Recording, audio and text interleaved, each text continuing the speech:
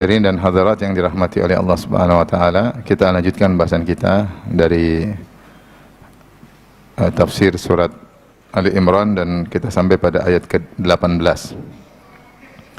Allah berfirman, "Syahidallahu annahu la ilaha illa huwa wal malaikatu wa ulul ilmi qa'iman bil qist, la ilaha illa huwal azizul hakim." Allah bersaksi bahwasanya tidak ada yang berhak disembah kecuali Allah semata. Wal malaikatu, para malaikat juga bersaksi akan hal tersebut. Wa ulul ilmi, dan demikian juga para pemilik ilmu, yaitu para ulama juga bersaksi akan hal tersebut. Qa'iman bil qist, bahwasanya Allah senantiasa tegak di atas kebenaran, di atas keadilan. La ilaha illa huwa, tidak ada yang berhak disembah kecuali Allah semata. Al-Aziz, yang maha perkasa, Al-Hakim, yang maha bijak. Baik, ayat ini menjelaskan tentang bagaimana tentang agungnya la ilaha illallah, sehingga la ilaha illallah dipersaksikan oleh Allah sendiri. Syahidallah, Allah bersaksi, dan kita tahu bahwasanya namanya bersaksi tentu di atas ilmu, ya. Allah mempersaksikan dirinya sendiri bahwasanya tidak ada yang berhak disembah kecuali Allah semata. La ilaha illallah, sebagaimana kita ketahui, tidak ada yang berhak diibadahi kecuali Allah. Bukan tidak ada pencipta kecuali Allah, bukan tidak ada pemberi rezeki kecuali Allah. Yang benar secara bahasa, la ilaha illahu maksudnya ilah, yaitu ma'bud, karena ilah diambil dari kata wazan fi'al yang maknanya adalah maf'ul, seperti kitab maksudnya maktub, seperti firash maksudnya mafrush, dan yang semisalnya. Jadi la ilaha maknanya la ma'buda illallah, yaitu tidak ada yang berhak disembah kecuali Allah semata. Dan ini yang diingkari oleh orang-orang kafir Quraisy dahulu. Meskipun orang kafir Quraisy mengakui bahwasanya tidak ada yang mencipta kecuali Allah, tapi mereka tidak mau menyembah hanya Allah semata. Allah Ta'ala mengatakan dalam Al-Quran, "Wala in sa'altahum man khalaqas samawati wal ard la yaqulunna Allah." Kalau kau bertanya kepada mereka siapa yang menciptakan langit dan bumi, sungguh-sungguh mereka benar-benar akan berkata tidak ada yang menciptakan langit dan bumi kecuali hanya Allah. Kemudian juga Allah berfirman, "Wala in sa'altahum man khalaqahum." Kalau kau bertanya kepada mereka siapa yang menciptakan mereka itu, yaitu siapa ciptaan kalian, la yaqulunna Allah, mereka berkata Allah Subhanahu wa taala. Qul limanil ardu man fiha in kuntum ta'lamun. Sayaquluna lillah. Katakanlah, siapakah milik langit dan bumi yang ada dan apa yang ada di antara keduanya? Mereka akan berkata Allah. Qul man rabbus samawati sab'i wa rabbul arsyil azim. Sayaquluna lillah. Katakanlah, siapa pemilik arsy yang agung, ya, pemilik langit yang 7? Mereka mengatakan Allah Subhanahu wa taala. Ya. Namun mereka tetap menyembah selain Allah karena mereka menganggap kalau beribadah harus melalui perantara. Makanya ketika mereka bertalbiyah dalam Sahih Muslim, mereka mengatakan labbaik Allahumma labbaik, labbaik la syarika laka labbaik illa syarikan huwa lak tamlikuhu wa ma malak. Kata mereka, labbaik ya Allah, kami penuhi panggilan Engkau ya Allah, labbaik la syarika laka labbaik, ya Allah tidak ada sekutu bagimu, illa syarikan huwa lak, kecuali sekutu yang itu di bawah kekuasaanmu. Itu tamlikuhu, kau yang menguasainya, wa ma malak, dan dia tidak memiliki apa-apa. Perhatikan talbiyah mereka ini, ketika mereka bertalbiyah labbaik la syarika laka labbaik, ya Allah tidak ada sekutu bagimu. Nabi ketika itu hadir, Nabi tegur, kata Nabi, wailakum qad cukup, jangan ditambahin lagi, jangan ditambah. Ternyata mereka tambah lagi, illa syarikan huwa lak tamliku wa malak, kecuali sekutu yang kau kuasai, yang kau izinkan, ya, yang kau menguasai sekutu tersebut dan sekutu tersebut tidak menguasai apa-apa. Yaitu mereka mengatakan, ya Allah tidak ada syirik bagimu kecuali syirik yang kau bolehkan, ya. Gampangannya demikian. Sehingga mereka tidak mau disuruh menyembah Allah semata, mereka mau menyembah harus lewat perantara, Lata, Uzza, Manat, Hubal dan yang lainnya, ya. Dan mereka berkata, ma na'buduhum illa liyuqarribuna ila Allahi zulfa. Kami tidak menyembah sembahan-sembahan ini kecuali untuk mendekatkan kami kepada Allah sedekat-dekatnya. Dalam ayat yang lain mereka berkata, haula'i syufa'auna indallah. Sembahan-sembahan kami ini hanyalah pemberi syafaat bagi kami di sisi Allah. Jadi mereka tujuannya Allah, tapi kata mereka tidak boleh langsung lewat Allah, harus lewat apa? Perantara-perantara. Maka Nabi melarang mereka ya, sehingga di sekitar Ka'bah ada 360 berhala. Mereka tawaf sambil mengagungkan Allah, sambil mengagungkan berhala-berhala yang di sekitar apa? Ka'bah tersebut. Jadi itulah makna la ilaha illallah, tidak ada yang boleh diibadahi kecuali Allah. Kalau maknanya la ilaha illallah, tidak ada yang menciptakan, tidak ada yang memberi rezeki, tidak ada yang menghidupkan, mematikan, maka orang-orang kafir Quraisy juga mengakui itu benar, tapi mereka paham bahwasanya la ilaha illallah tidak ada yang berhak disembah kecuali Allah. Makanya mereka menolak untuk mengucapkan la ilaha illallah. Kalau makna la ilaha illallah tidak ada yang mencipta kecuali Allah, mereka akan mengucapkan la ilaha illallah. Kalau makna la ilaha illallah tidak ada yang memberi rezeki kecuali Allah, tidak ada yang memiliki langit yang 7 dan arsy yang agung kecuali Allah, mereka akan mengucapkan apa? La ilaha illallah, karena mereka mengakui. Tetapi ketika Nabi mengatakan la ilaha illallah, konsekuensinya tidak boleh menyembah, tidak boleh beribadah, tidak boleh bernazar, tidak boleh menyembelih, tidak boleh berdoa kecuali hanya kepada Allah, mereka tidak mau. Mereka tidak mau, karena mereka harus menyembah kepada selain Allah sebagai perantara antara mereka dengan Allah. Ini yang harus kita pahami, bahwasanya la ilaha illallah itu tidak ada yang berhak disembah kecuali Allah. Ketika kita menerjemahkan la ilaha illallah, tidak ada yang mencipta kecuali hanya Allah, maka banyak orang terjerumus dalam syirik dan mereka tidak merasa terjerumus dalam syirik. Sehingga orang pergi ke dukun, dia bilang saya tidak syirik, saya yakin pencipta alam semesta cuma siapa? Allah. Pakai jimat, saya tidak syirik, ini cuma sebab. Saya tahu yang menentukan akibat cuma siapa? Allah. Nyembelih kepada jin, siapa yang bilang jin mencipta alam semesta? Saya yakin yang mencipta alam semesta cuma siapa? Allah. Sehingga nyembelih untuk jin, dia tidak merasa syirik. Ini jadi masalah. Bikin kasih sajen kemana? Saya tidak syirik. Syirik itu meyakini ada penyembah selain, ada pencipta selain Allah. Sehingga banyak orang terjerumus dalam syirik dan dia merasa tidak berbuat syirik karena dia meyakini namanya la ilaha illallah, tidak ada pencipta selain Allah. Padahal itu makna yang salah. Oleh karenanya sebagian ulama Asy'ariyah, mereka ada dua golongan, ada yang menafsirkan dengan tafsiran yang benar, ada yang menafsirkan tafsiran yang salah. Tidak ada pencipta kecuali Allah Subhanahu wa taala. Akhirnya banyak dari sebagian mereka yang terjerumus dalam kesyirikan, ya, dan tidak merasa itu adalah syirik, ya. Ketika mengatakan tidak ada pencipta, tidak ada yang berhak disembah kecuali Allah, tentunya akan menghalangi orang terjerumus dalam apa? Kesyirikan. Baik. Inilah kalimat yang agung yang Nabi Muhammad SAW diutus untuk menegakkan kalimat tersebut, yang menyeru kepada seluruh alam semesta untuk tidak beribadah kecuali kepada siapa? Allah Subhanahu wa taala. Saking agungnya kalimat ini, maka Allah mempersaksikan. Allah mengatakan syahidallah. Allah bersaksi. Kata para ulama, persaksian ini ada dua, ada namanya persaksian al-kauniyah dan persaksian al-qauliyah. Persaksian al-kauniyah yaitu alam semesta yang Allah ciptakan menunjukkan Tuhan itu hanya satu dan hanya Dia yang berhak untuk diibadahi. Karena kalau kita meyakini bahwasanya alam semesta ini pencipta cuma satu, maka kita yakin Dialah yang harus diibadahi, karena Dia Maha sempurna. Bagaimana alam semesta yang begitu kokoh, yang begitu stabil, ada aturan-aturan yang berlaku, ini penciptanya hanya satu, hanya satu. Kalau ternyata ada pencipta banyak, tentu akan lambat, ya, kejadian-kejadian alam. Saya pernah ketemu dengan seorang Chinese, ya, dia masuk Islam. Saya tanya, dia ikut pengajian, "Kamu masuk Islam kenapa?" Dia bilang, saya dulu mikir, ya, kalau Tuhan ada tiga, mungkin kalau menetapkan suatu kompromi dulu lama, diskusi dulu, gini. Akhirnya lama. Saya pikir, wah susah kalau Tuhan tiga.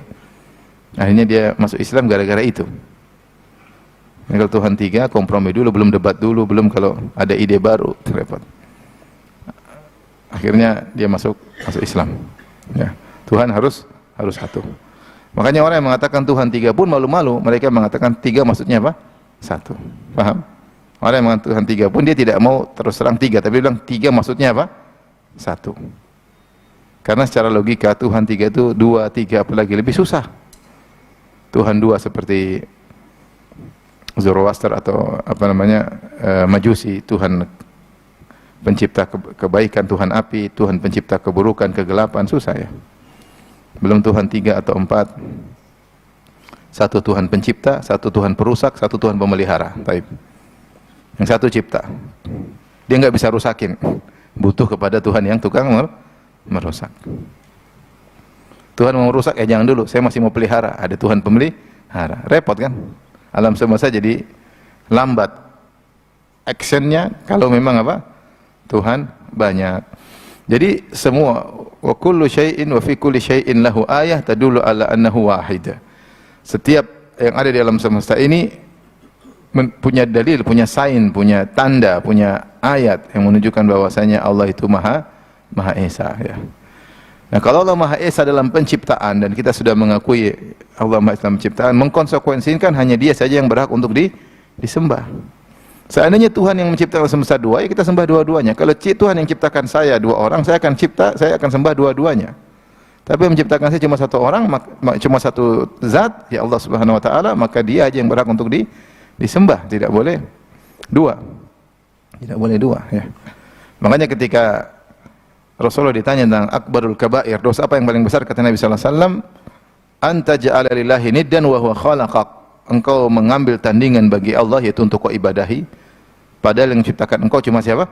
Allah. Logika mengatakan jika yang menciptakan kamu 2 zat, Allah dan zat yang lain, maka pantas dua-duanya untuk diibadahi.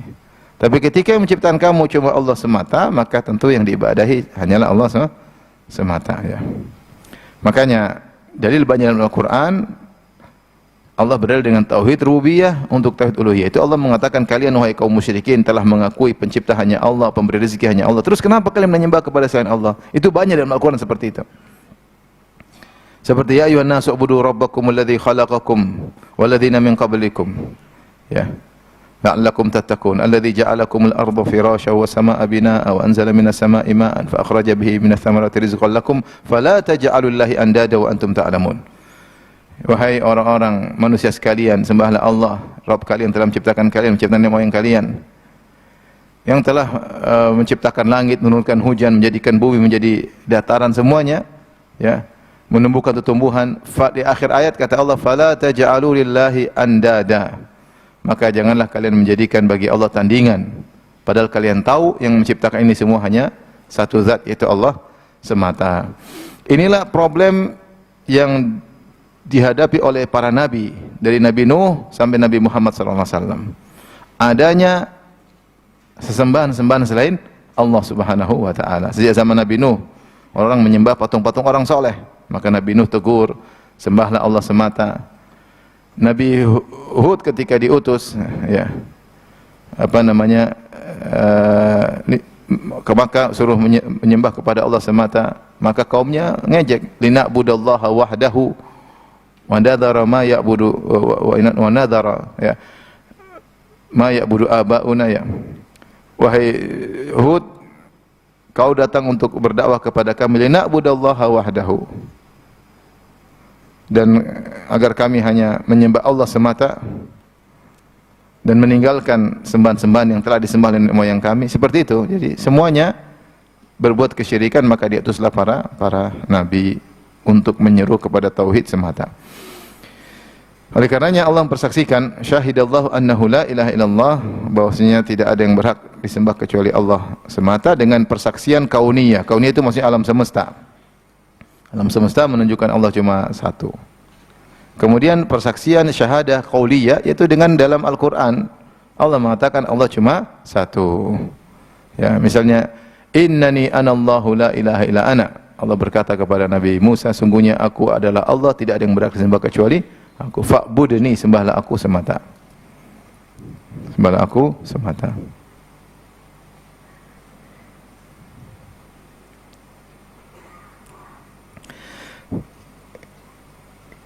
Kemudian Allah menyatakan wal malaikatu, para malaikat juga mempersaksikan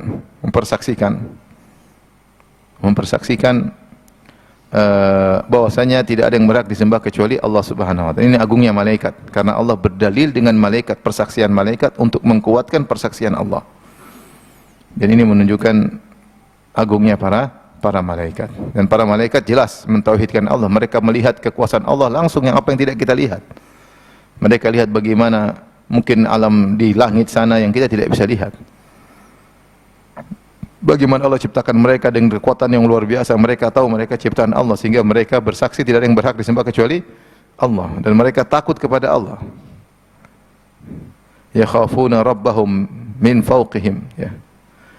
Mereka takut kepada Allah dari atas mereka. Mereka takut. Kalau Allah berbicara, mereka mendengar, mereka pingsan. Saking dahsyatnya Allah Subhanahu wa taala. Ya, itu tidak kita saksikan. Sehingga sebenarnya mengatakan bahwasanya ilmunya para malaikat itu daruri, bukan iktisabi. Daruri itu mau tidak mau mereka punya ilmu karena mereka lihat apa? Langsung. Tidak perlu belajar, mereka sudah tahu tentang keagungan siapa? Allah. Ya, karena mereka menyaksikan apa yang tidak kita lihat. Ya. Mereka menyaksikan penciptaan Adam alaihissalam. Dari tidak ada menjadi ada. Mereka lihat iblis, mereka tahu iblis kurang ajar. Kita kan cuma dengar cerita, ya enggak? Pernah lihat iblis kurang ajar enggak? Iblis manusia ada yang kurang ajar, tapi kalau iblis aslinya kita enggak pernah apa? Lihat. Malaikat lihat. Sehingga ilmu mereka itu daruri, yaitu ya sudah, enggak usah perlu belajar, sudah lihat langsung. Sehingga persaksian mereka lebih kuat. Ya, kalau kita bilang apa? Hakul yakin. Hakul yakin sudah jelas-jelas. Beda dengan ilmu manusia benar ada yang fitri tapi tetap harus belajar untuk memperkuat. Makanya manusia dibelakangkan. Wa ulul ilmi, para ulama juga bersaksi bahwasanya tidak ada yang berhak disembah kecuali Allah Subhanahu wa taala. Di sini ada pujian terhadap para ulama karena persaksian mereka dijadikan dalil oleh Allah Subhanahu wa taala tentang suatu yang sangat agung, yaitu tauhid. Dan Allah gandengkan persaksian ulama dengan persaksian malaikat dan persaksian Allah Subhanahu wa taala. Tidaklah Allah berhujjah dengan mereka kecuali mereka orang yang agung. Maka kita dapati bahwasanya ilmu begitu diagungkan dalam Al-Qur'an maupun hadis-hadis Nabi sallallahu alaihi wasallam. Terlalu banyak dalil dan ini bukan waktu untuk membahasnya. Tapi intinya Allah berdalil dengan persaksian para ulama, ya, para ulama. Dan ini juga isyarat bahwasanya sebenarnya mengatakan kalau orang berbuat syirik itu orang tidak punya ilmu sama sekali. Dan itu benar, tidaklah orang terjerumus dalam syirik kecuali akalnya enggak jalan. Mau dia profesor, mau dia doktor, kalau terjerumus dalam syirik akalnya enggak jalan. Lihat, masa ada orang minta sama mayat? Enggak masuk akal. Loh, kamu yang mandiin mayat itu, kamu yang pakai bajuin mayat, kamu yang sholatin mayat, kamu yang ngantar mayat ke kuburan, kamu yang masukin, kamu yang tutup, terus kamu minta sama mayat. Logis nggak? Nggak logis. Nggak, sangat tidak logis. Sangat tidak logis. Loh, kamu yang hidup lebih mampu daripada yang sudah mati, ya nggak? Lantas kenapa kamu hidup minta sama yang mati? Tapi syubhat banyak. Syubhat banyak. Ini gini. Semuanya khayalan, khurafat. Makanya orang buat syirik itu orang paling tidak punya ilmu, orang paling jahil. Makanya disebut dengan khurafat. Khurafat. Gimana kamu yang masih hidup, kamu yang mandiin mayat itu, kamu yang kafanin mayat itu, kamu yang sholatin mayat itu karena dia sudah nggak bisa sholat lagi. Terus kamu yang ngantar ke kuburan karena dia nggak bisa suruh pulang ke kuburannya sendiri. Kalau bisa, kamu jalan ngapain? Diangkat, jalan sendiri deh. Ini kan diangkat. Udah masukin, tutup, habis itu ya kiai, ya mbah, ya wali lah. Otak nggak jalan. Otak nggak jalan. Otak nggak jalan. Begitulah yang terjadi kalau sudah melakukan apa? Kesyirikan. Khurafat-khurafat yang dibangun sehingga membuat orang akhirnya tidak punya logika. Lihat orang-orang yang menyembah berhala. Menyembah berhala. Dia yang pahat, dia yang kemudian dia disembah berhala tersebut. Makanya ada kawan cerita, dia masuk Islam, dia punya kawan maksudnya cerita, dia juga masuk Islam. Dia cerita, saya punya teman juga masuk Islam. Dia atau temannya saya lupa, dia terang sama saya. Jadi suatu hari orang ini lagi di pinggir jalan stop mobil, suatu kota, stop mobil. Terus kebetulan dia nyetop di depan pabrik pembuatan Tuhan. Ada bikin patung gitu. Tapi karena mobil nggak datang, dia lihat-lihat ke belakang tempat pembuatan Tuhan tersebut. Ternyata ada Tuhan setengah jadi, diinjak, diduduk untuk lagi mahat Tuhan yang hampir jadi. Kata dia, kurang ajar tuh orang, masa duduk di Tuhan meskipun belum jadi, kurang ajar katanya. Setelah itu dia mikir-mikir, oh ya Allah, masa saya percaya sama Tuhan yang belum jadi dan Tuhan mau jadi. Akhirnya dia masuk Islam. Masuk akal. Bagaimana berhala disembah? Jadi kalau kita bicara syirik satu persatu, semua tidak logis. Tidak logis. Di antara mereka ada yang melogiskan. Ini yang sudah mati ini, dia harus kita ibadahi, karena kalau kita lewat Allah langsung, kita ini siapa katanya? Dia dekat sama Allah. Makanya kita lewat dia. Kalau kita langsung, Allah nggak peduliin. Oh, ya. Subhanallah. Mana dalam Al-Quran begitu?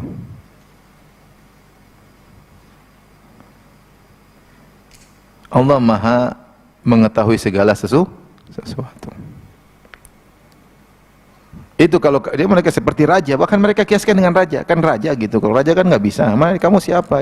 Kamu harus lewat menteri biar. Mau kiaskan raja dengan Allah gimana? Raja itu nggak tahu apa-apa. Raja itu nggak ngerti tentang rakyatnya seluruhnya, dan dia butuh kepada menteri. Kalau nggak ada menteri, kerajaannya nggak jalan. Gimana mau disamakan dengan Allah yang alimum bidzati sudur, yang mengetahui seluruh isi hati manusia. Ala ya'lamu man khalaq, yang mengetahui seluruh ciptaannya. Wa ma tasqutu min waraqatin illa ya'lamuha. Tidak ada daun yang jatuh kecuali Allah tahu. Kamu sama daun bagusan mana? Ya bagusan kamu. Daun aja Allah tahu, apalagi kamu. Gimana kemudian dia bilang Allah nggak tahu, seperti raja tidak tahu. Daun aja Allah tahu. Cacing aja Allah urusin atau tidak? Kamu sama cacing bagusan mana? Bikin logika yang aneh-aneh. Intinya benar kata para ulama bahwasanya orang yang melakukan syirik itu akalnya pasti nggak jalan. Akalnya pasti nggak jalan. Makanya yang mempersaksikan atau menyaksikan tentang tauhid hanyalah ulul ilmi, itu para ulama.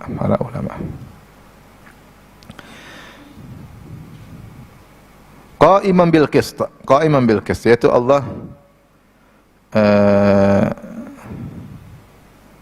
yang menegakkan keadilan. Qa'iman ini hal, bahwasanya Allah dalam persaksiannya selalu qa'iman bil qist. Hal dari Allah, syahidallahu maksudnya qa'iman hal. Hal itu adalah menjelaskan tentang kondisi, dalam hal ini adalah fa'il, ya, pelaku. Seperti saya mengatakan zahaba Muhammadun ilal masjid raqiban.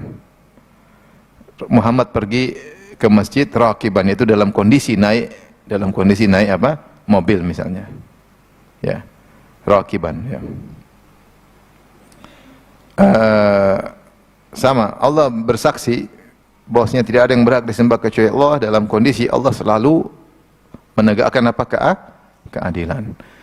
Jadi kata para ulama, qa'iman bil qist ini kembali kepada Allah semata, bukan kepada malaikat, bukan kepada ulul ilm.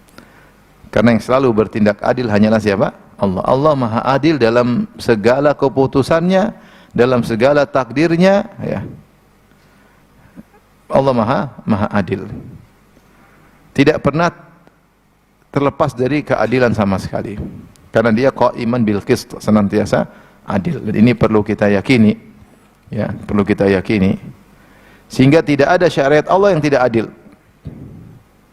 Tidak ada syariat Allah yang tidak dibangun di atas keadilan. Tidak ada syariat Allah yang dibangun di atas kezaliman. Wa ma rabbuka bidzallamil lil 'abid. Ya. Innallaha la yadhlimu mithqala dzarrah. Sama sekali Allah tidak pernah menzalimi para hambanya. Allah tidak pernah berbuat zalim meskipun sebesar dzarrah, sekecil apapun Allah tidak berbuat zalim. Allah Maha adil. Ini kita yakini dalam seluruh syariat. Kalau ada syariat, misalnya kita suami istri, ada syariat mengatur suami harus begini, istri harus begini, yakin itu adalah keadilan. Syariat antara ayah dan anak, antara orang tua dan anak, ayah harus begini, anak harus begini, yakin itu pasti adil.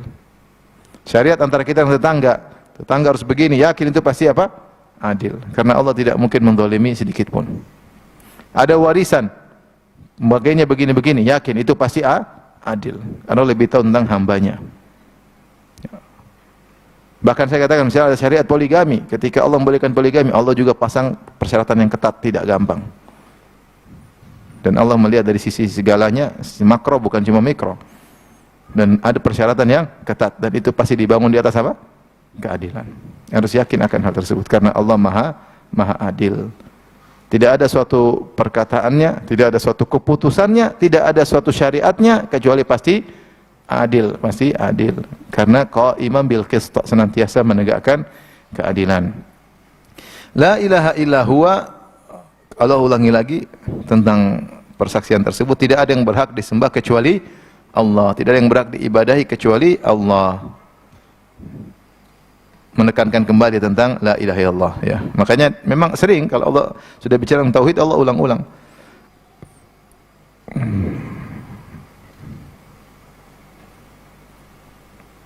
Allah sering apa? Ulang-ulang.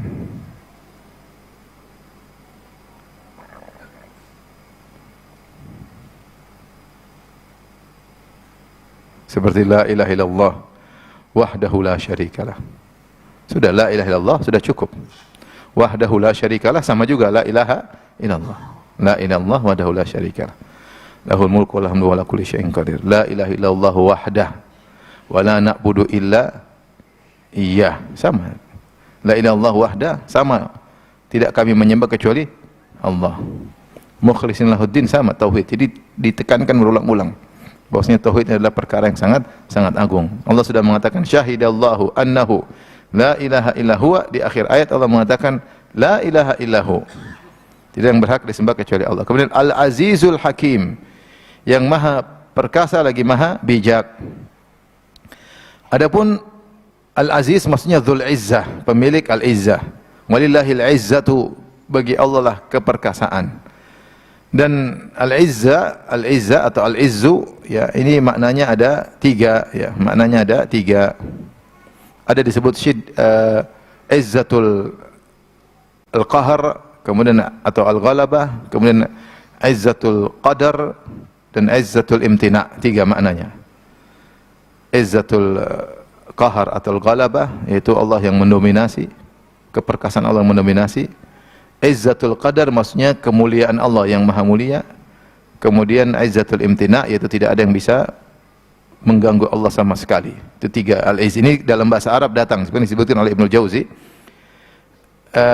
Di antaranya maknanya al-izzah maksudnya al-ghalabah, seperti dikatakan man azza bazza, siapa yang menguasai dia yang mengambil, ya. Dan ini kalau fi'il mudhari'nya azza ya'uzzu, azza ya'uzzu. Jadi azza itu ada tiga, azza ya'uzzu, fi'il mudhari' madhinya azza, fi'il mudhari'nya bisa ya'uzzu. Ada azza ya'izzu, ada azza ya'azzu. Antum enggak tahu bahasa Arab kan? Saya sampaikan aja, karena ini mau ditranskrip nanti. Makanya belajar bahasa Arab. Jadi yang maknanya ghalabah, azza ya'uzzu, ya. Seperti dalam surat Shad, wa azzani fil khitab, yaitu dia mengalahkan aku dalam debat. Azzani fil khitab, dia mendominasi aku ketika dua orang datang berdialog di hadapan Nabi Daud alaihissalam. Satu berkata wa azzani fil khitab, dia, saya kalah kalau sudah diskusi sama dia, dia mendominasi aku. Kemudian di antaranya makna syiddah azza yaitu atau apa namanya ulul maknanya adalah al-qadar, ya, nafasatul qadar. Azza ya'izzu, azza ya'izzu, ini mulia, mulia. Misalnya seorang sering mengatakan azizun alayya, ini engkau adalah mulia, ya. Akhil aziz, ya, wahai saudaraku yang mulia, ya. Al-ikhlasu aziz, ikhlas itu tidak mudah, mulia, ya, seperti itu.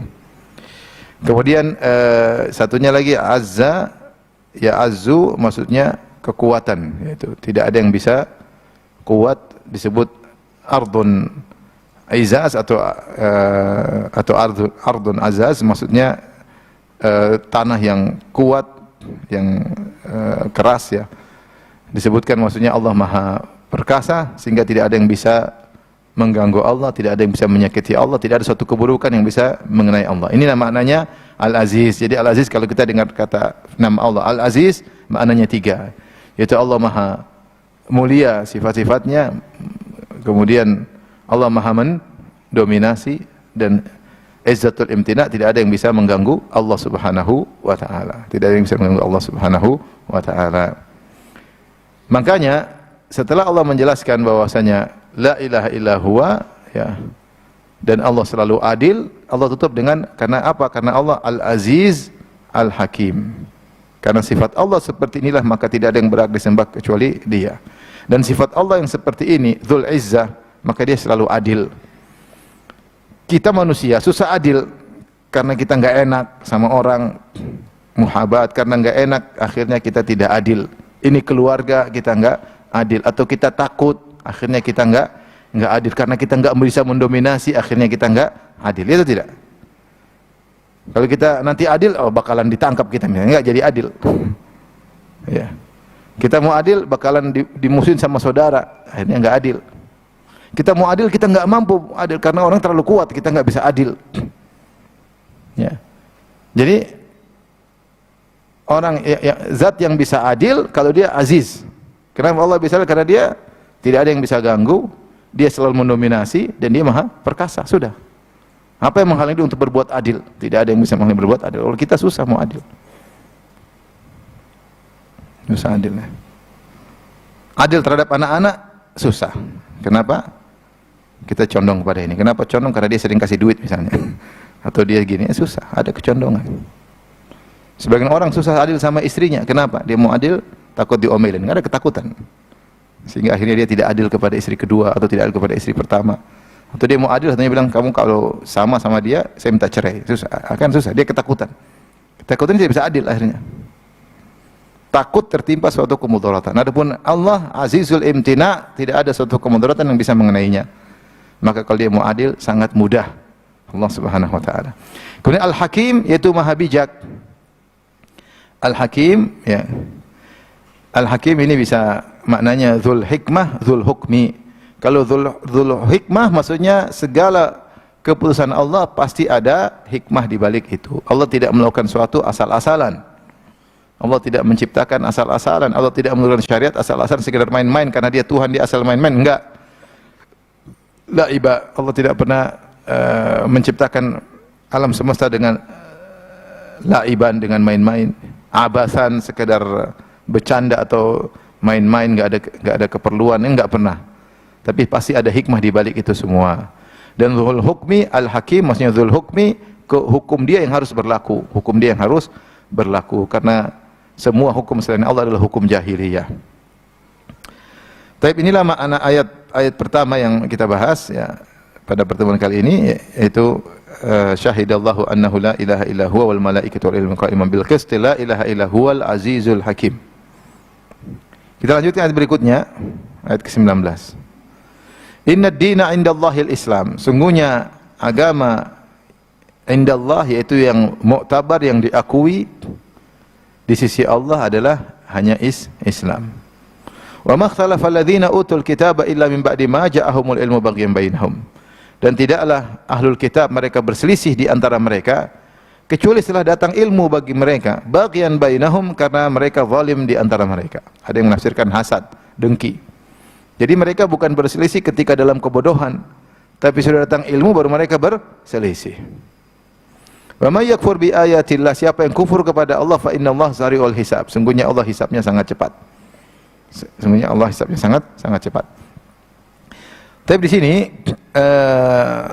kata Tahir bin Asyur, ini adalah awal ayat Allah mulai mendebat langsung terhadap Nasara Najran. Karena kita sebutkan surat Al-Imran ini puluhan ayat di awal surat Al-Imran turun karena perdebatan Nabi dengan Nasrani apa? Najran. Yang datang berdebat dengan Nabi SAW, maka turunlah ayat-ayat Allah membantah mereka. Di antaranya Allah berfirman, Inna ad-dina indallahil Islam. Sungguhnya agama yang diridhoi adalah apa? Islam. Tapi apa yang dimaksud dengan Islam di sini? Islam di sini bisa diartikan dua. Bisa maksudnya Islam umum. Islam maksudnya Islam para nabi. Para nabi semuanya Islam. dan Islam mereka adalah tauhid. Karenanya Ibnu Qayyim menyebutkan dan juga diikuti oleh Tahir bin Ashur bahwasanya ada dua qiraah. Jadi ayat ini ayat 19, innad dina indallahil Islam. Dalam sebagian qiraah Al-Kisai, annad dina indallahil Islam. Annad dina indallahil Islam. Ini ada tambahan makna. Kalau innad dina, sungguhnya Islam, agama yang diridhai hanyalah Allah, hanyalah Islam. Sungguhnya agama yang diridhai Allah hanyalah Islam. Itu kalau kita baca innad dina indallahil Islam, sungguhnya agama yang diridhai hanyalah apa? Islam. Kalau kita baca annad dina indallahil Islam, itu berarti dia sambung daripada sebelumnya, yaitu syahidallahu annahu la ilaha illa huwa. Allah bersaksi bahwasanya tidak ada yang berhak disembah kecuali Allah. Malaikat juga bersaksi, para ulama juga bersaksi. Wa annad dina indallahil Islam. Mereka juga bersaksi bahwasanya agama yang diridhai cuma Islam. Maka di antara persaksian bukan cuma kalimat tauhid, di antara persaksian juga adalah agama yang diridhai cuma apa? Islam. Bisa dibedakan? Jadi kalau innad dina inda namanya isti'nafiyah, yaitu kalimat baru. Jadi ini kalimat baru atau pernyataan baru, tidak ada kaitannya dengan sebelumnya. Paham? Misalnya sesungguhnya Budi pergi ke pasar. Sesungguhnya ibunya sakit. Enggak ada hubungan. Tetapi kalau ini dibaca annad dina, maka maknanya Allah bersaksi bahwasanya tidak ada yang berhak disembah kecuali Allah, dan Allah bersaksi juga bahwasanya agama yang diridhai Allah cuma apa? Islam. Paham? Kenapa diperlu jelaskan? Ini dijelaskan oleh Ibnu Qayyim dengan panjang lebar. Ada tiga tafsiran, tapi intinya dua tafsiran yang terbaik. Maksudnya Allah bersaksi dua hal. Berarti dua hal ini sangat penting, perlu ditekankan. Pertama, kalimat tauhid. Kalau kita baca annad dina indallahil Islam. Annad dina indallahil Islam. Terus berarti menunjukkan bahwasanya dua hal yang bersaksikan kalimat tauhid, dan bersaksi Allah juga dan malaikat dan para ulama bahwasanya agama yang diterima cuma apa? Islam.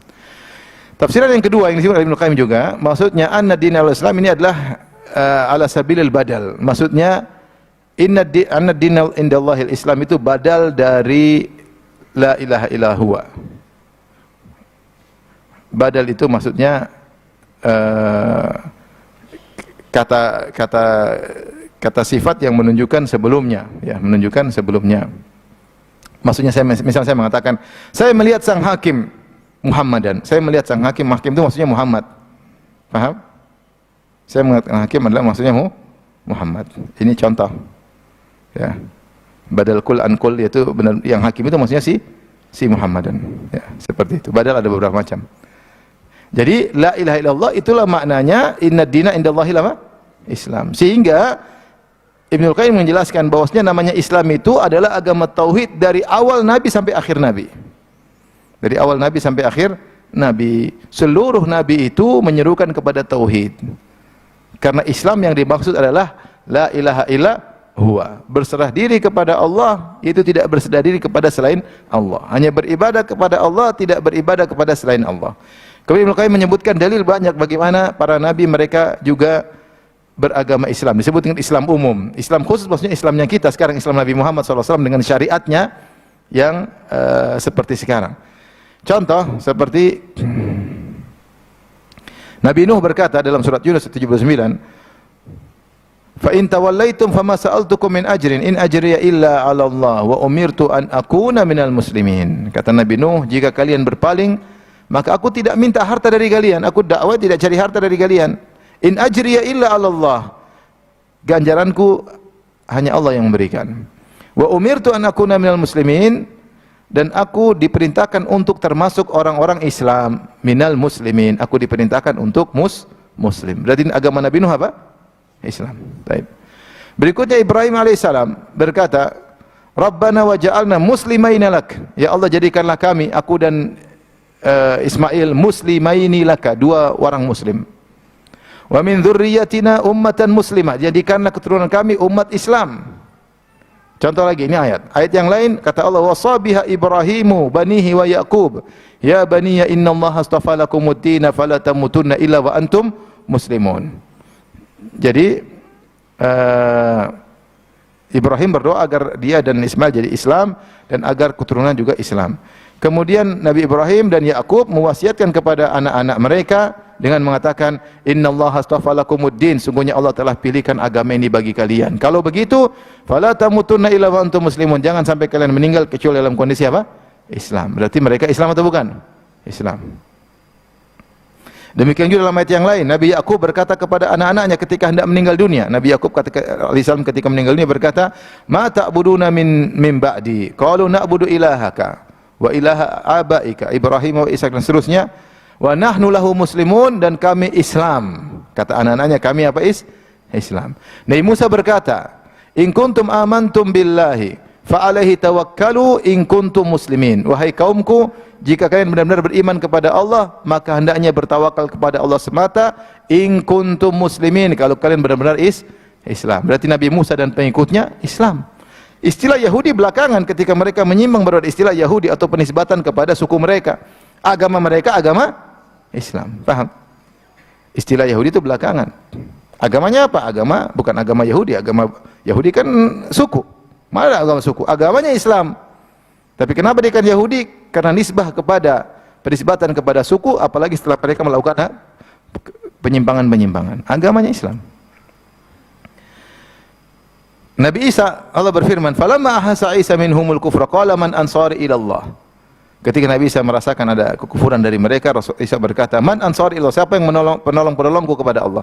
Qala al-hawariyuna nahnu ansarullah. Berkata murid-murid Nabi Isa, al-hawariyun, kami adalah penolong-penolong Allah. Amanna billahi, kami beriman kepada Allah. Washhada bi anna muslimun, dan bersaksikanlah kami ini Islam. Kami ini apa? Islam. Nabi Sulaiman juga. Nabi Sulaiman Islam. Buktinya ketika Ratu Bilqis masuk Islam, dalam surat An-Naml ayat 44 dia berkata, "Rabbi inni dzalamtu nafsi." Ya Rabbku, sungguhnya aku telah berbuat zalim, berbuat syirik. Wa aslamtu ma'a Sulaiman lillahi rabbil alamin, dan aku Islam bersama Sulaiman kepada Allah penguasa alam semesta. Jadi semua nabi apa? Islam. Ini disebut dengan Islam umum. Islam umum maksudnya tauhid, faham? Karena ada qiraah tadi, syahidallahu annahu la ilaha illa huwa wal malaikatu wa ulul ilmi qa'iman bil qisti la ilaha illa huwa wal azizul hakim anna ad-dina indallahil Islam, pakai anna. Jadi Islam ya tauhid. Ada yang mengatakan badal istimal. Taib.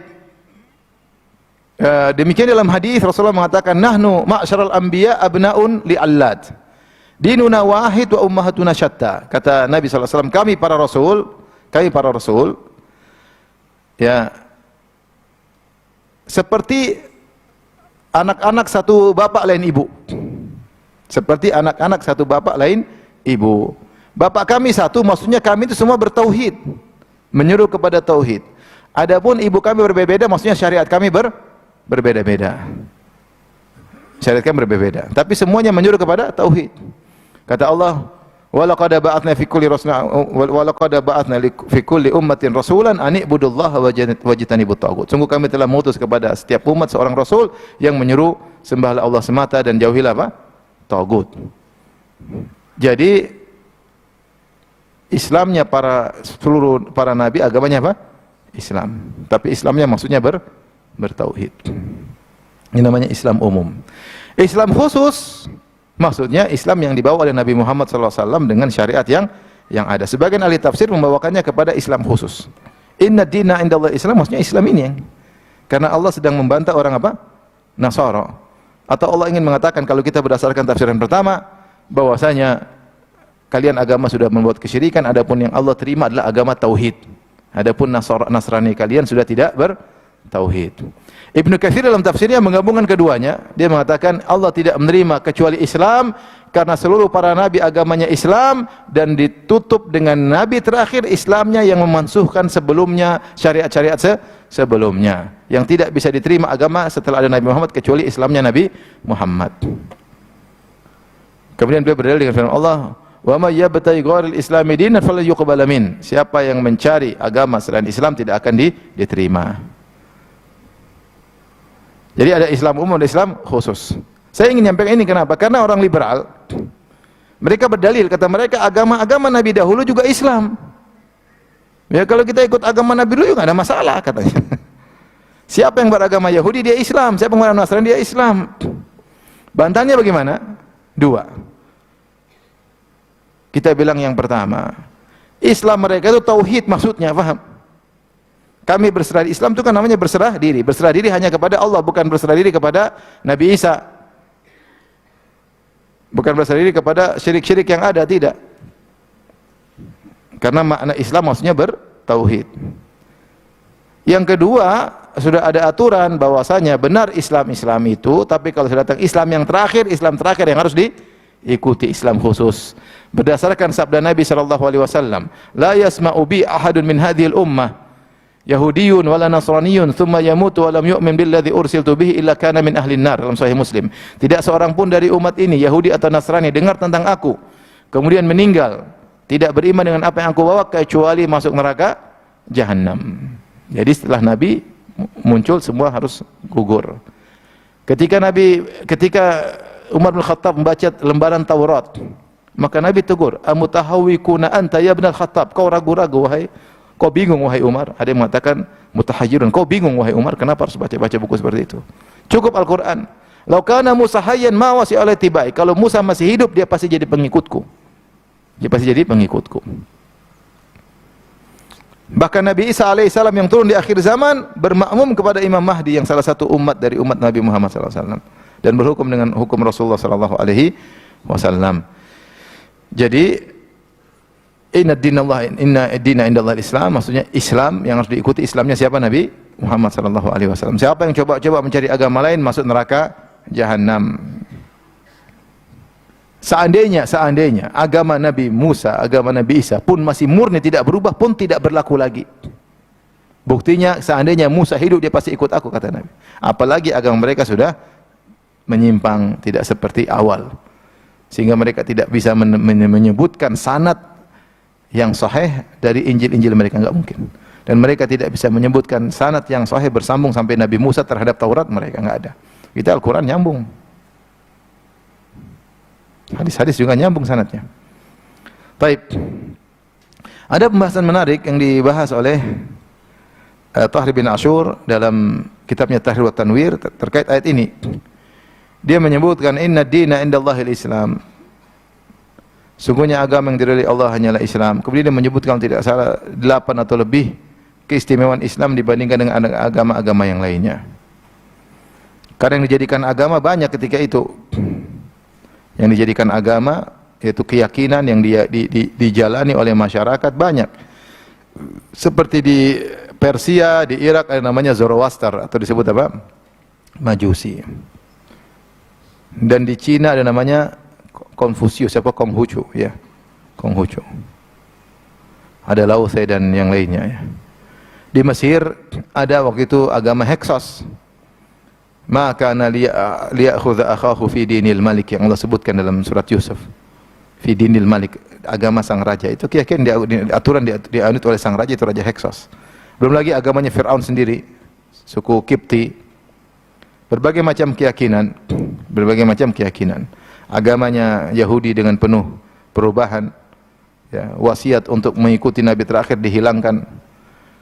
Agama Nasara dengan kitab sucinya yang juga mengalami ketidaksempurnaan dan penyimpangan, sehingga wasiat untuk mengikuti nabi terakhir pun dihilangkan. Maka muncul agama terakhir, agama yang sempurna, yaitu agama Islam. Inna ad-dina indallahil Islam. Maka di situ Tahir bin Ashur dalam tafsirnya Tahrir wa Tanwir, dia menyebutkan tentang beberapa keistimewaan dari agama Islam. Saya singgung sedikit karena ini menunjukkan mahasinil Islam, tentang indahnya Islam. Pertama, di antara mazahir atau perkara-perkara yang sangat nampak dalam Islam, ya. Dan Islam ini agama internasional seluruh umat manusia. Yang pertama, agama Islam adalah memperhatikan tentang perbaikan akidah, yang menjadikan pikiran benar-benar yakin dan tidak ragu-ragu, tidak ada khurafat, tidak ada keraguan, tidak ada perkiraan, ya. Sehingga tidak ada agama yang sangat jelas berbicara tentang akidah seperti agama Islam, ya. Ini yang pertama. Ketika berbicara tentang sifat Tuhan, lengkap. Nama Asmaul Husna saja banyak. Setiap nama mengandung apa? Sifat.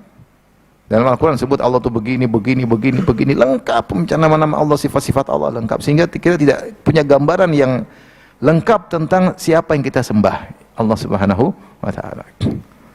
Akidah jelas, tidak ada khurafat, tidak ada ragu-ragu, tidak ada perkiraan. Coba kalau antum baca misalnya akidahnya falasifah, sudah bingung, mereka hanya mengandalkan akal berbicara tentang Tuhan. Akhirnya Plato ribut dengan tidak disepakati oleh muridnya Aristoteles kemudian dikritiki oleh Plotinus, ribut di antara mereka tentang Tuhan, berbagai macam pendapat karena semuanya mengira-ngira, menganalogikan dengan makhluk. Ini susah. Kita bicara Trinitas juga demikian, pendapat Trinitas banyak sekali pendapat. Sampai kata Ibnu Taimiyah, kalau ada 10 orang bertemu bicara tentang Trinitas akan muncul 11 pendapat. Saking semua masing-masing punya teori. Sampai di antara mereka bantah-bantahan, oh itu bukan begitu, ini bukan begini, karena sulit menjelaskan Trinitas. Kemudian beliau menyatakan juga bahwasanya agama Islam dibangun di atas khudu' li wahidin azim, tunduk kepada Tuhan yang esa satu.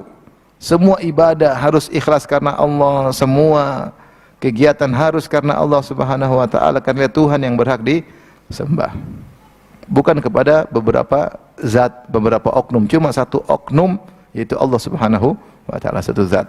Ini keistimewaan agama Islam. Beda dengan Nasara, ada ini, ada itu, ada ini, dan agama-agama yang lain.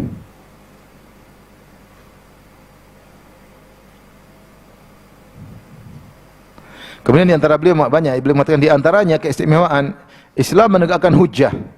Hujjah dalam Al-Quran sangat lengkap. Kemudian mujadalatil mukhatabin, kemudian debat. Kalau kita bicara Al-Quran, Allah debat tentang pemahaman kesyirikan. Allah bantah, Allah bikin perumpamaan, Allah subhanallah. Al-Quran kitab hujjah, argumentasi. Dengan hujjah akliyah, dengan banyak hujjah. Allah bicara tentang iman kepada hari akhirat, Allah sebutkan beberapa hujjah. Allah bantah orang yang menyembah nabi-nabi, Allah sebutkan hujjah-hujjah. Allah bantah menyembah malaikat, Allah bantah dengan hujjah-hujjah. Jadi Al-Quran di sini juga penegakan hujjah dan mendebat orang-orang yang melakukan apa? Kesyirikan.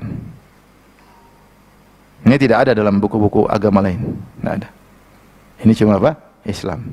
Jadi menegakkan hujjah untuk memberantas kesyirikan. Kemudian juga di antara keistimewaan agama ini, diutus untuk seluruh umat manusia. Ini tidak kita dapati nabi-nabi sebelumnya. Nabi sebelumnya tidak ada yang mengakui saya untuk seluruh umat manusia, enggak ada. Nabi Musa ya Bani Israel, Nabi Isa ya Bani Israel. Nuh, walaqad arsalna Nuhan ila qaumihi. Kami utus Nuh kepada kaumnya. Semuanya. Wahud idh qala liqaumihi, tatkala berkata kepada kaumnya. Walutan idh qala liqaumihi, Lut ketika berkata kepada kaumnya.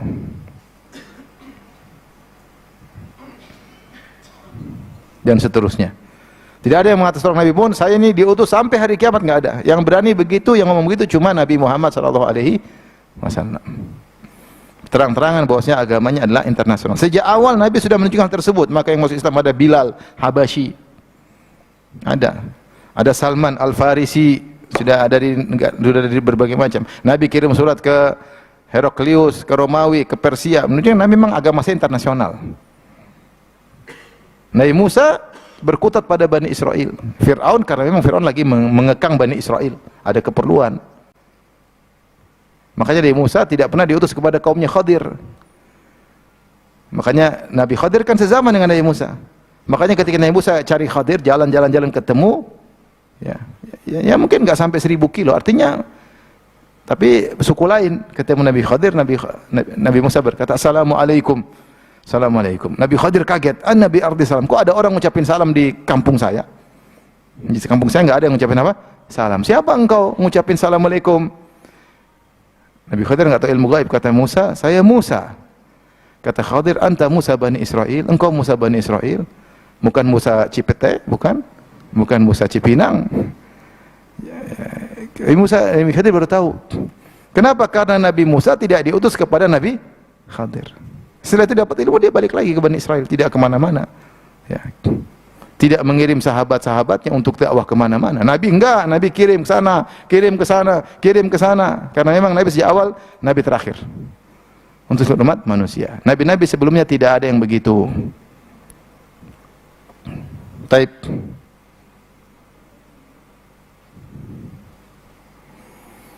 Kemudian di antaranya beliau menyebutkan juga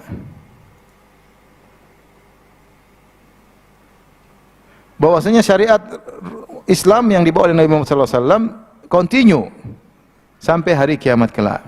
Jadi dia dua sisi keumuman untuk umat manusia dan keumuman sampai akhir zaman dan berlaku pada setiap tempat dan setiap waktu. Nabi terdahulu enggak. Wa kana al-anbiya'u qabli bu'itsu ila qaumihim khassah. Nabi-nabi sebelumku diutus kepada kaumnya. Jadi hanya kepada kaumnya, kemudian risalahnya habis kalau mereka meninggal dunia. Atau ada nabi yang lain yang kemudian memansuhkan. Kalau nabi enggak, sampai ala dawam, continue sampai hari kiamat kelak. Oleh karenanya Allah berfirman dalam surat Al-An'am ayat 38, "Ma farratna fil kitabi min syai'." Tidak ada satupun yang kami luputkan, semua hukum pasti ada. Asy-Syatibi menjelaskan, maksudnya semua hukum pasti dalam Islam itu Allah menjelaskan dalam Al-Qur'an kaedah-kaedah yang ditopang oleh hadis-hadis Nabi dan kaedah-kaedah. Sehingga apapun permasalahan kontemporer yang ada, pasti sudah ada yang semisalnya pada zaman dahulu. Sehingga muncullah para ulama bikin kaedah-kaedah. Memang namanya bayi tabung tidak ada di zaman Nabi, paham? Bayi tabung masalahnya tidak di zaman Nabi. Masalah misalnya vaksin nggak ada zaman Nabi. Banyak hal tidak di zaman Nabi. Belum jual-jual beli yang model baru. Tetapi dengan kaedah yang telah para ulama ambil dari hukum-hukum fikih, mereka bisa menentukan hukumnya. Ini menunjukkan bahwasanya agama Islam sempurna. Oleh karenanya Ibnu Ashur juga, Tahir bin Ashur juga mengatakan, nabi-nabi sebelumnya Allah tidak menyatakan agama mereka sempurna, enggak. Belum sempurna agama mereka sudah meninggal nabinya, nabinya. Beda dengan Nabi Muhammad, Allah menyatakan dengan tegas, "Al-yauma akmaltu lakum dinakum wa atmamtu 'alaikum ni'mati wa raditu lakumul Islam dinan." Pada ini kesempurnaan agama kalian. Kenapa tidak harus sempurna? Karena akan nabi setelahnya. Nabi penghujung itu harus sempurna. Makanya Nabi, kalau kita membaca Nabi Musa Taurat, hukum-hukum tentang kenegaraan mana ada? Enggak ada. Karena Nabi Musa tidak pernah bikin negara. Enggak ada. Ya enggak? Membahas tentang hukum poligami mana? Nabi Musa keluarga enggak ada, karena tidak diceritakan bagaimana Nabi Musa dengan istri-istrinya, dengan anaknya, tidak ada ceritanya. Apalagi Nabi Isa dikejar-kejar kemudian diangkat oleh Allah. Gimana bicara hukum negara dalam syariat Nasara? Enggak ada. Islam, Allah desain Nabi SAW dari sejak jadi Nabi saya meninggal, berbagai macam peristiwa terjadi. Entah Nabi yang mengalami, entah sahabat yang mengalami, kemudian sehingga setelah dikumpulkan ternyata lengkap untuk seluruh zaman, seluruh kaum. Paham? Sehingga Islam itu agamanya sempurna, secara syariat sempurna, tidak didapatkan pada agama-agama yang lain. Sampai adab buang hajat pun ada ini lengkap semua. Di antaranya Allah kasih kaedah-kaedah yang dipersingkat oleh para ulama untuk bisa menghukum masalah-masalah kontemporer. Kemudian juga Islam disebutkan oleh Tahir bin Ashur adalah agama rahmat yang memang Allah siapkan untuk seluruh umat manusia. Beda dengan sebagian nabi seperti Nabi Musa, ada yang berat. Yang berat hukum-hukumnya seperti siapa yang bertobat bunuh diri, relevan dengan model manusia di zaman itu. Tapi tidak mungkin diterapkan untuk manusia-manusia setelah mereka. Islam tidak. Islam datang langsung dengan agama rahmat yang bisa dipraktekkan sampai hari kiamat. Ini beda Islam. Kita dapati hukum-hukum dalam Taurat berat-berat. Kalau begini maka begini, kalau begini maka begini, berat. Itu tidak berat sebenarnya, tapi cocok, relevan dengan manusia di zaman apa tersebut. Yahudi bandel, cocok digituin. Tapi Islam, Rasulullah tidak hanya melihat para sahabat. Kalau para sahabat saja kenceng-kenceng kuat. Tapi ini syariat bukan untuk sahabat saja, tapi untuk seluruh umat manusia. Makanya seluruh manusia bisa ngerjain, nggak ada masalah. Seluruh umat manusia bisa ngerjain Islam. Dimanapun mereka berada, kalau mereka kerjakan tidak berat, bisa dikerjakan. Allah berfirman, yuridullahu bikumul yusra wa la yuridu bikumul usra. Allah ingin kemudahan, Allah tidak ingin kesulitan. Kata Nabi, bu'itsu bil hanifiyyah samhah. Aku diutus dengan agama yang mudah. Samhah itu mudah. Walau yushadda hadzal din ahadun illa ghalabah. Tidak seorang pun yang kenceng-kenceng dalam agama ini kecuali akan jatuh, terdominasi, akan tumbang. Di antara keistimewaan syariat Islam disebut juga ini bercampurnya antara syariat dengan kekuasaan. Nabi contohkan, Nabi adalah seorang penguasa. Sehingga agama ini bukan seperti pemahaman orang sekuler, agamanya untuk di masjid. Islam berbicara bahkan hukum-hukum politik juga berbicara, hukum peperangan. Inna utul kitaba illa min ba'di ma ja'ahumul ilmu baghyan bainahum. Tidaklah orang-orang ahlul kitab berselisih kecuali setelah datang ilmu kepada mereka. Kalau orang berselisih tanpa ilmu wajar, sama-sama bahlul, ini ikhtilaful juhala, perselisihan orang-orang bodoh. Nah, tapi kalau ada ilmu sudah datang, mereka berselisih, gontok-gontokan, saling menjatuhkan, ini pasti ada masalah. Kalau murni ilmu harusnya tidak, tapi pasti ada sesuatu, makanya dikatakan baghyan bainahum. Al-baghyu di sini secara bahasa diartikan kezaliman, tapi Ibnu Katsir menafsirkan tahasud, saling hasad di antara mereka. Jadi mereka saling hasad, akhirnya mereka berselisih. Mungkin dalilnya sama, tapi karena hasad akhirnya dipelintir-pelintir. Akhirnya terjadi apa? Keributan. Maka ini isyarat janganlah kita berselisih seperti mereka. Wala takunu kalladzina tafarraqu wakhtalafu min ba'di ma ja'ahumul bayyinat. Janganlah kalian menjadi orang-orang yang berselisih, maksudnya orang ahlul kitab. Mereka berselisih sampai berkelompok-kelompok setelah datang ilmu bagi mereka. Kemudian isyarat yang kedua, kalau kita berselisih sama orang, berselisih khilaf, jangan sampai baghyu. Ini penting. Kenapa? Gini, misalnya saya berselisih sama orang, dia bilang saya dalilnya lemah, menurut saya lemah. Oh, dia terjerumus dalam bid'ah. Saya bantah, enggak ada masalah. Tapi jangan bilang dia tuh begini, dia tuh sama istrinya begini, dia durhaka sama orang tuanya, dia tukang minum khamar. Ini pembahasan lain. Enggak boleh kau ungkap semua aib-aibnya. Kau hanya bahas khusus pada yang kau perselisihkan, enggak ada masalah. Itu namanya kau telah berbuat zalim.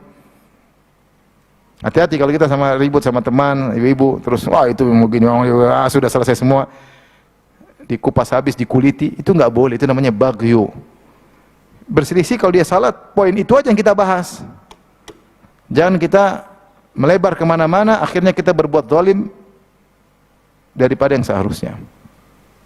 Ini disebut Ibnu Taimiyah rahimahullah juga di akhir kitab Al-Wasithiyah tentang akhlak di antara Ahlus Sunnah. Artinya jangan sampai kita berselisih kemudian kita melebihi yang seharusnya.